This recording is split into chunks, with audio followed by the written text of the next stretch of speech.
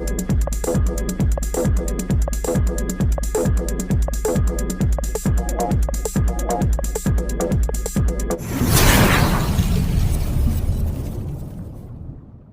Gateway होता या payment gateway में किसी तरह का प्रॉब्लम होता तो अभी जो हम लोग पेमेंट का ऑप्शन देख रहे हैं वो ऑप्शन आपको देखने के लिए नहीं मिलता, बिल्कुल ही वहां से गायब हो जाता है।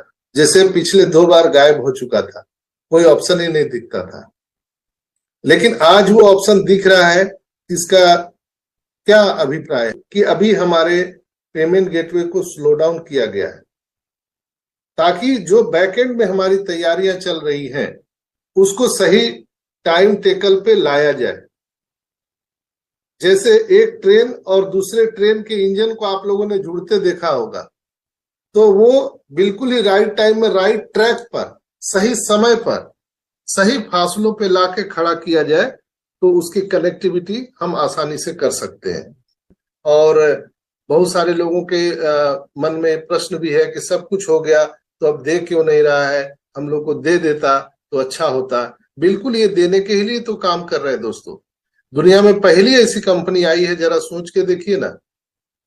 बहुत सारी इंटरनेट पे कंपनियां हैं, गूगल है, फेसबुक है, व्हाट्सएप है, अमेजोन है, फ्लिपकार्ट है। कहाँ ये सब कंपनियां कितनी पैसे कमा रहे हैं, लेकिन हम लोगों को 1 रुपया तो दिया नहीं। हमारे और आपके मोबाइल में जितने भी एप्लीकेशन आपने डाउनलोड किए हैं, क्या किसी भी एप्लीकेशन से आपको 1 चवन्नी भी आता है? कोई पैसा किसी से नहीं आता है। लेकिन ऑन पैसिव इकोसिस्टम एक ऐसा लोगों को परिवेश देने जा रहा है जहां पर हम गूगल प्ले स्टोर से हम अपने एप्लीकेशन को डाउनलोड तो करेंगे लेकिन उसी से पैसा कमाएंगे। और हम ही लोग नहीं, जो कस्टमर भी आएंगे वो भी कमाएंगे। यानी करोड़ों लोगों को ये रोजगार देने वाला है। जैसा भटकर साहब ने कहा कि हम सिर्फ लेने के लिए नहीं आए हैं दुनिया में, सिर्फ और सिर्फ देने के लिए आए हैं दोस्तों। इसलिए थोड़ा सा विलंब हो रहा है और दुनिया में हम पहली ऐसी कंपनी आए हैं जो इस तरह का कॉन्सेप्ट लेकर के आए हैं। लेकिन ये पहली कंपनी है जो लीगल तौर पर सबको देना चाहती है, यानी गरीबी रेखा से ऊपर हाथ पकड़ के लाना चाहती है।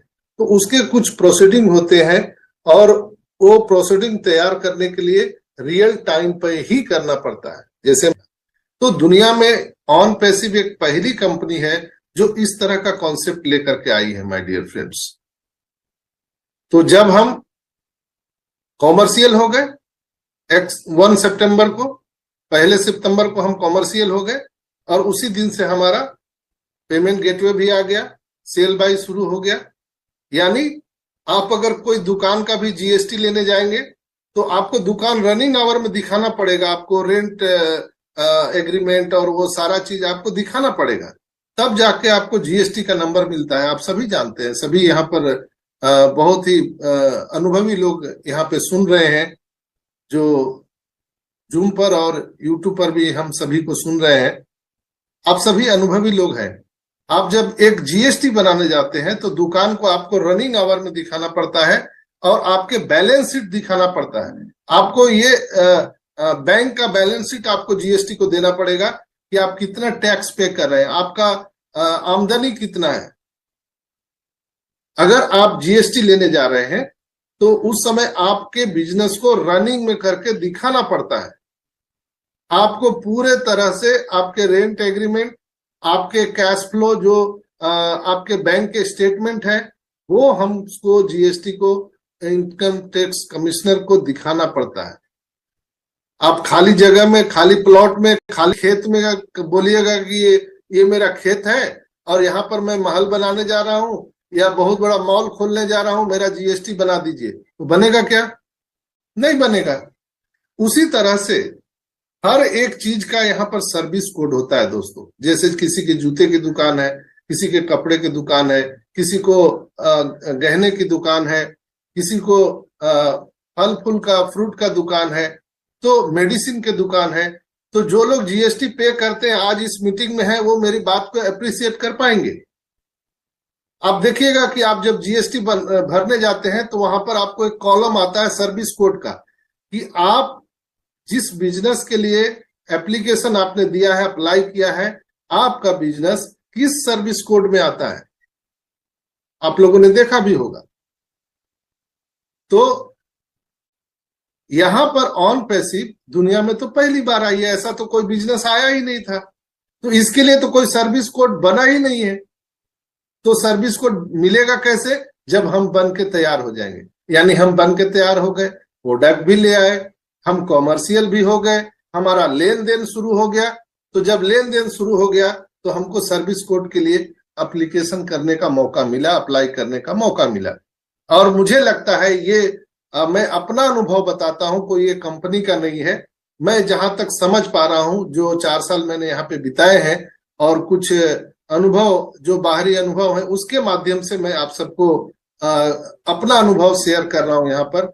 ऐसा नहीं है कि ये कंपनी का कोई शेयरिंग है, मैं अपना अनुभव बता रहा हूं कि हम लोग कॉमर्शियल हो गए, प्रोडक्ट बना लिए, एडवर्टाइजमेंट कर लिए, मार्केटिंग कैंपेनिंग कर लिए, पूरे दुनिया में वायरल हो गए, हमने सेल बाय शुरू कर दिया, यहाँ कस्टमर आना शुरू हो गए, तो हमारा सेल परचेज हो गया। यानी कि हमारा जो बैलेंस शीट था, एसेट वैल्यू जो हमारे कंपनी का था, अब हम हर देश के गवर्नमेंट्स को दिखा पा रहे हैं। दैट्स वाई हमारा जो ओ बैंक आने वाला था उसी के बिहाफ में मिलेगा, क्योंकि उनको सिक्योरिटी मनी दिखाना पड़ता है। हम जो कार्ड लेकर के आ रहे हैं अपना ऑन पैसिव का इंटरनेशनल डेबिट कार्ड, तो डेबिट कार्ड कैसे मिल जाएगा? तो आपको उसका बैकग्राउंड तो दिखाना पड़ेगा, तो वो चीज हम लोगों को दिखा रहे हैं। यहाँ पर हम हर देश के गवर्नमेंट से मिल रहे हैं, हर देश में एक वहां के बैंक को कंट्रोल करने के लिए सेंट्रल बैंक होता है, जैसे इंडिया में आरबीआई है। तो वहां पर जो हम लोग पैसा लेन देन करते हैं, जैसे फ्लिपकार्ट, अमेजोन का हम लोग प्रोडक्ट खरीदते हैं, तो उसका एक सर्विस कोड है, जिसके माध्यम से उस सर्विस कोड के माध्यम से उसके पेमेंट गेटवे से पैसा डिडक्ट होता है आपका, लेकिन आपको आता नहीं है, सिर्फ डिडक्ट होता है। तो एक अलग कोड है जिसके माध्यम से आरबीआई समझ जाती है कि ये जेन्युइन केस है और इस माध्यम से पैसा जो है लेन देन हो रहा है।